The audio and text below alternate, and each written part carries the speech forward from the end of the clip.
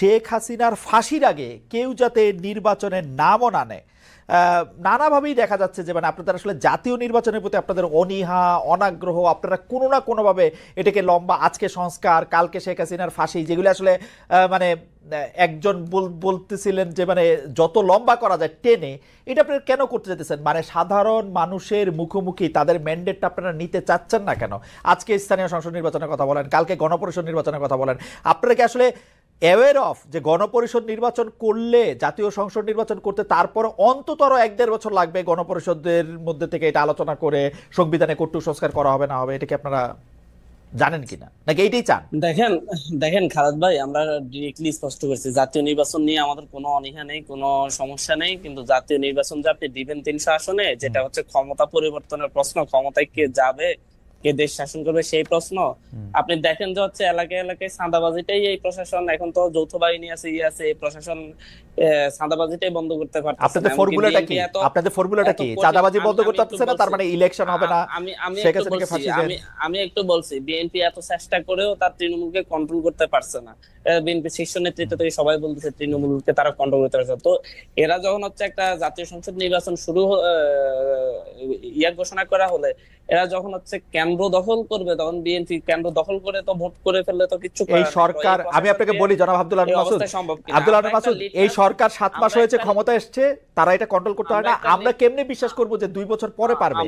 আমরা একটা litmus test চাচ্ছি। আমরা এটা বলছি না যে হচ্ছে 2 বছর বা 1.5 বছর, আমরা লিটমাস টেস্ট চাচ্ছি যাচ্ছে এই প্রশাসন আসলে কতটুকু নিরপেক্ষ থাকবে। এখন তো নিরপেক্ষ পাচ্ছি না, কারণ প্রশাসনের উঁচু পর্যায় থেকে নিচু পর্যায় পর্যন্ত সব জায়গায় হচ্ছে একপন্থী, বিএনপি পন্থী, জামাত পন্থী, মানে সব পন্থী। আপনি আইনজীবীদেরও, আমি ফর্মুলাটা একটু শুনতে চাই জনাব হান্নান মাসুদ, আমি একটু ফর্মুলাটা শুনতে চাই যে একটা স্থানীয় সরকার নির্বাচন হলে অঞ্চল ভিত্তিক ছোট ছোট করে, মানে হচ্ছে আপনি হচ্ছে কয়েকটা জেলা, 10টা জেলা, 5টা জেলা করে করে আপনি স্থানীয় সরকার নির্বাচন যদি শুরু করতে পারেন, এই জায়গাগুলো যদি হচ্ছে আপনার নিরপেক্ষ হয়, সুষ্ঠু হয়, এবং এই জায়গাগুলোতে যদি আইন শৃঙ্খলা রক্ষাকারী বাহিনী, জনাব হান্নান মাসুদ আপনি, আমি মানুষের মধ্যে কনফিডেন্স, জনাব হান্নান মাসুদ আমাকে একটু কথা বলতে দেন, জনাব হান্নান মাসুদ আমি একটু কথা বলতে দেন। আমি কিন্তু দেখতে পাচ্ছি যে আপনার একজন পরিপূর্ণ ভালো চমৎকার রাজনীতিবিদ হওয়ার সকল গুণাবলী আপনার মধ্যে আছে, কারণ আপনি নিজেই শুরু করেছেন যে স্থানীয় সরকার নির্বাচনটির থেকে ওটির পার্থক্য হলো সরকার পরিবর্তনের নির্বাচন।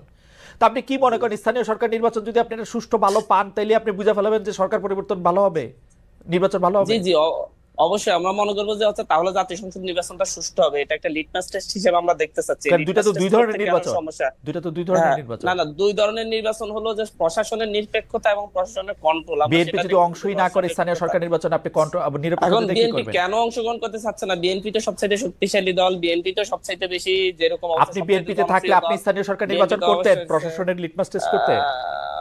অবশ্যই আমরা বিএনপিতে থাকি আর হচ্ছে যে দলে থাকি, আমরা দেশের স্বার্থটা আগে ভাবতাম, দলীয় স্বার্থটা পরে। যেহেতু এই সরকার আপনাদের, একদম যেহেতু এই সরকার আপনাদের, না না, এই সরকার সবারই, এই সরকার সবারই, এই সরকার শুধুমাত্র আমাদের না, এই সরকার সবারই। এই সরকারে যেমন বিএনপি, জামাত সবাই এই সরকারের সাপোর্টে, এবং এই সরকারে তারা প্রত্যেকে তাদের প্রস্তাবিত নামগুলো এই সরকারের বিভিন্ন জায়গায় আছে।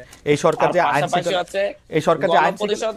আচ্ছা, আমি একটা কথা বলি, আমি জাস্ট এক লাইনে একটু ফর্মুলাটা জানতে চাই। ধরেন এই সরকার একটা স্থানীয় সরকার নির্বাচন করলো, যদিও এই সরকার মাঠ পর্যায়ে আইন শৃঙ্খলার পর বাহিনী ঠিক করতে পারে না, বিএনপির চাঁদাবাজদের নিয়ন্ত্রণ করতে পারে না, তাহলে এই সরকার একটা স্থানীয় সরকার নির্বাচন ভালো করতে পারবে?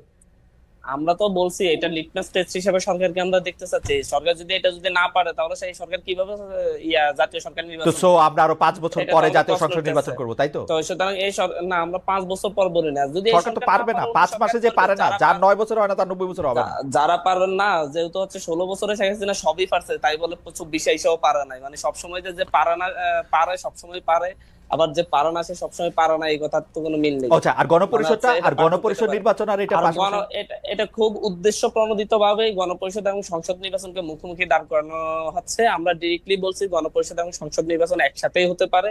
মানে সেটা কেমনে? মানে একই লোক, ধরেন হান্নান মাসুদ গণপরিষদের ইলেকশনও দাঁড়াবে, সংসদ ইলেকশনও দাঁড়াবে, নাকি যে সংসদে দাঁড়াবে সেই গণপরিষদ?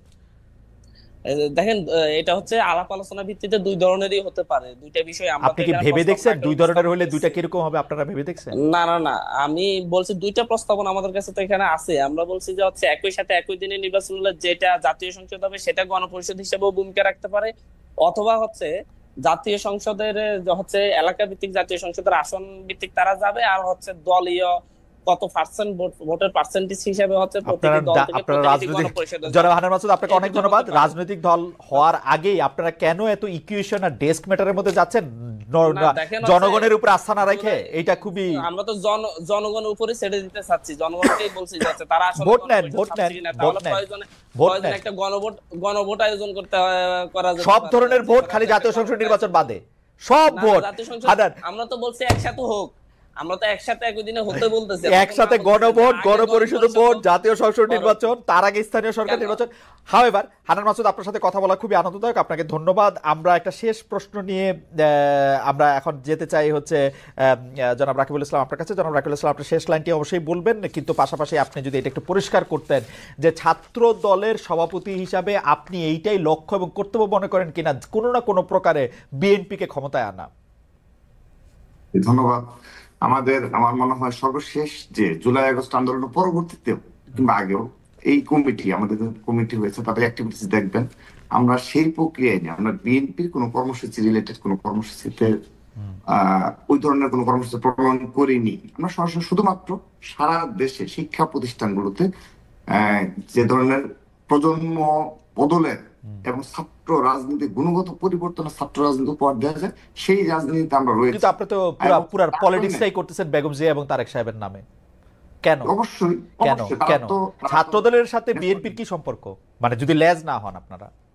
না, আমরা তো সহযোগী সংগঠনের, তো আমাদের লিখিত আমরা সহযোগী সংগঠন। না, এখন কেউ যদি সেইটা আপনি বোঝাতে ঠিক চায়, মনে করেন এটা কিনা তো যে সত্য নয় সেইটা যে ঠিক মনে করেন কিনা? বাংলাদেশের এই যে নতুন যে ছাত্র সংগঠন হলো কিংবা সর্বশেষ আরেকটি ছাত্র সংগঠন রয়েছে, তারা প্রতিদিন ব্যাখ্যা দিয়ে বোঝায় যে তারা তাদের সাধারণ সংগঠনের কোনো সহযোগী সংগঠন না। কিন্তু তো এগুলো সাধারণ শিক্ষার্থীরাই নিবে, যে জাস্টিফাই করবে যে এগুলো সহযোগী সংগঠন কিনে। আমরা তো ঘোষণাকৃত, আমরা ঘোষণা দিয়ে সহযোগী সংগঠন, আমাদের গঠনতন্ত্রে এটা উল্লেখ রয়েছে যে আমরা সহযোগী সংগঠন, নট অঙ্গ সংগঠন। এইটা আপনি মনে করেন কিনা যে এটা ঠিক আসলে জুলাই আগস্ট আন্দোলনের পরে একটা সহযোগী সংগঠন, একটা রাজনৈতিক যদি দলের? শহীদ রাষ্ট্রপতি জিয়াউর রহমানের মতো একজন রাষ্ট্রনায়ক থেকে থাকে, যদি আপসহীন এবং বাংলাদেশের অনুবাদ জনাব তারেক রহমান যদি প্রধানমন্ত্রী হন, বেগম খালেদা জিয়া সেই যদি দল থেকে আগামীর বাংলাদেশের যদি একজন লিডার থেকে থাকে, এটা আমরা বিশ্বাস করি না, সাধারণ জনগণ বিশ্বাস করে। তার সাথে থেকে তার সাথে থেকে যদি রাষ্ট্র গঠনে এবং সাধারণ শিক্ষার্থীদের পাশে থাকার মতো অবস্থায় থাকা যায়, অবশ্যই। তাহলে তো আপনার এই ফর্মুলায় তো আপনারা ছাড়া আর কেউ এই ছাত্র রাজনীতি করতে পারবে না, কারণ বিএনপির দল তো একটাই হবে, একজনই তো প্রধানমন্ত্রী। এখন যদি সাধারণ শিক্ষার্থীরা আমাদের পতাকা তলে আসে, আমরা কি বাংলাদেশে এখন কোথাও এই কালচার রয়েছে? আমরা জোর জবরদস্তি করে মিছিলে, মিটিং এ কিংবা আমাদের পতাকা তলে নিয়ে আসছি। এখন যদি সেই মিছিল বড় হয়, দীর্ঘ থেকে দীর্ঘতর হয়, তাহলে আমরা বলবো যে না ভাই তোমরা। আমার মনে হয় যে আজকে রাকিবুল ইসলাম আপনিও আসলে অনেকগুলি বিষয়ে খুব খোলাখুলি উত্তর দিয়েছেন, কিন্তু আমি যেটি বলতে চাই, আমরা 30 সেকেন্ড, আমি ছাত্র সংগঠন হিসাবে আমি সত্যি ঐক্যে বিশ্বাসী। আমরা বৃহত্তর ঐক্য নিয়ে জুলাই আগস্টের ঐক্যকে বজায় রাখবো, এবং আমি কথা দিচ্ছি ছাত্রদল অবশ্যই প্রজন্ম বদলের ছাত্র রাজনীতি উপহার দিবে। ছাত্র রাজনীতি যে গুণগত পরিবর্তন, ছাত্র রাজনীতি সেটা তখনই হবে আপনি যখন বিএনপিকে ক্ষমতা না আসতে যাবেন। রাকিব, আপনি যখন বলবেন আপনি ইন্ডিভিজুয়াল, আমি খালি ছাত্রদের ইয়ে দিয়ে কথা বলি, আমার আদর্শ জিয়াউর রহমান, এটা আপনি বলতে পারবেন, কিন্তু আপনি বিএনপির ক্ষমতায় আসেন, তারেক জিয়াকে ভোট দেন, এইটা বললে আপনার ছাত্র সংগঠন থাকেন না। বক্তব্যে না না, আমরা আমরা ক্যাম্পাসগুলোতে সাধারণ শিক্ষার্থীদের পাশে থেকে at the end of the day আপনারা ধানের শেষে ভোট চান। রাকিব, এটা তারেক সাহেবের সাথে আলোচনা করে আপনারা এটা থেকে আলাদা হন। সহযোগী সংগঠন থাকেন, আপনারা একই আদর্শে থাকেন, কিন্তু এটা স্টুডেন্ট উইং হন।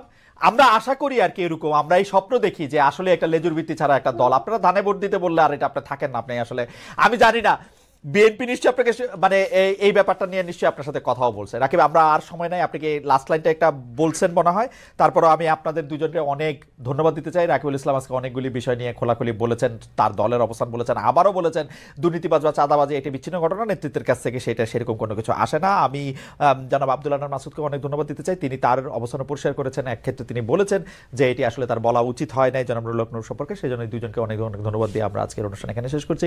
পরবর্তী অনুষ্ঠানের জন্য আপনাদের সবাইকে শুভেচ্ছা।